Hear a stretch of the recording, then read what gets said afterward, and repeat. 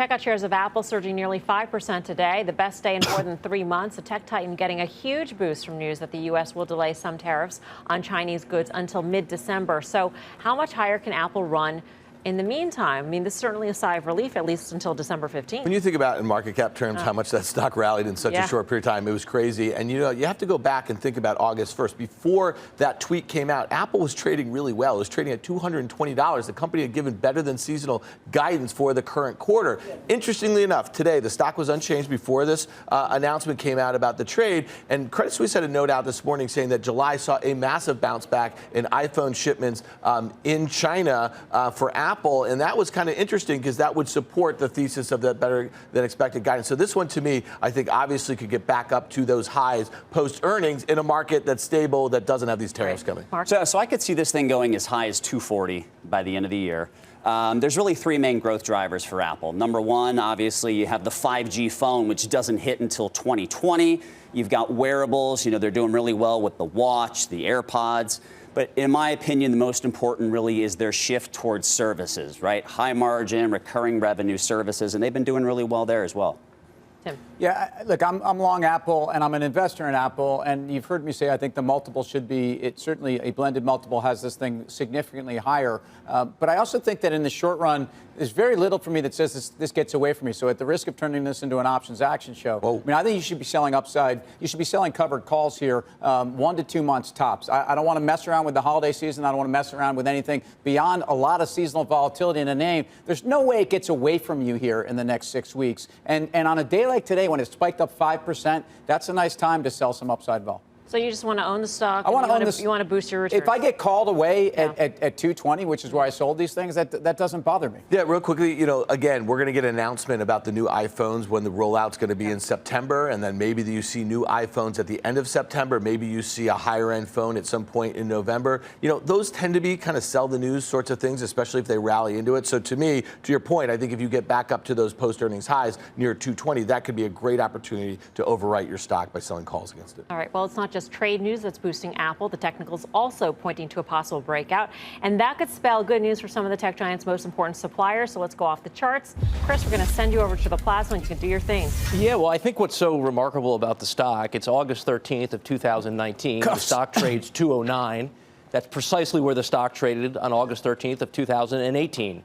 We are unchanged. 209 today, 209 precisely 12 months ago. So let's take a little bit of a longer look out and get an idea of where we are. And I think what's interesting about the chart here over the last couple of years, we're at this point where resolution is coming.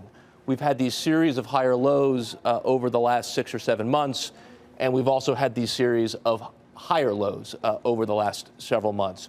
Which way does this break? I think ultimately up. That 215 level has been a big, big number for a long time. I've actually been impressed, even before today, how well the stock has acted despite the headwinds that are out there. Now, I want to take a longer look at Apple. This is over the last 12 years. What's been so remarkable about these drawdowns is the symmetry. 2007, 2008, from high to low to high, about 90 weeks. 2011, 2012, into 2013, high, low, high, about 95 weeks. Very similar in 2015, 2016. High, low, high, 93 weeks. We're about 60 weeks into this right now, from the high last year to where the stock trades today. So maybe there's more time in front of us, but I do think ultimately, as we learned in 08, 11, 15, 16, the stock tends to resolve higher. We think ultimately it breaks out. Now, how about the ecosystem? Are there names related here that we can get exposure to? Micron is another one in the semi space that actually acts okay despite all the headwinds. We've had just recently the 50-day average break above the 200-day. So the trend environment here is starting to get a little bit better. Another example, Texas Instruments, TXN, a stock that only recently broke out of about an 18-month base. So are some of these semis actually beginning to lead what Apple may do from here? We love TXN. I like how it's consolidated above the 50, above the 200. There's been no damage done here over the last several weeks. And then lastly, Cirrus Logic, CRUS, one of the biggest providers here. Another name where you've seen a very meaningful turn here. You had the bear market. The stock has been bottoming over the last 6 or 7 months. Again, 50 up above the 200. So the trend environment here has gotten better. I think you buy consolidations here. I think ultimately a Micron, a Texas Instruments, a Cirrus is sending a good message that ultimately Apple will resolve higher here, not lower. Chris, why don't you come back over? Micron, I would be concerned that it's still swept up in Huawei concerns because it's a major Huawei supplier. Yeah, and I think, again, Micron is one of these names that tends to overshoot in either direction. We certainly know what the headwinds are to their core business in terms of pricing on DRAM.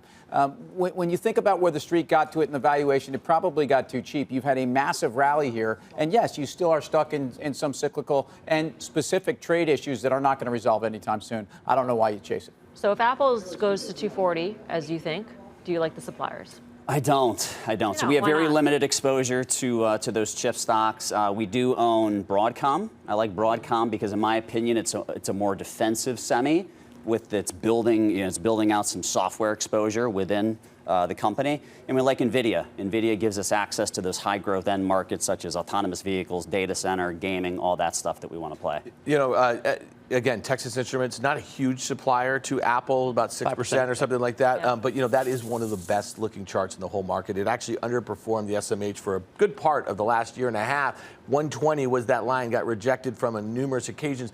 Here's the thing about the guidance that they gave in late July. It wasn't even that good. It just wasn't as bad as was feared, and that had a 7% gap. I think holding 120, that thing looks like a good floor for it. Say that one more time for the viewers at home. One of the best looking charts in the market. No doubt about it. One of the best looking charts in the market. That is so rare because it's usually the worst looking chart in the market. That is. No, that's just my line, is what you're saying. I think we need to take in this moment. Okay, take it in.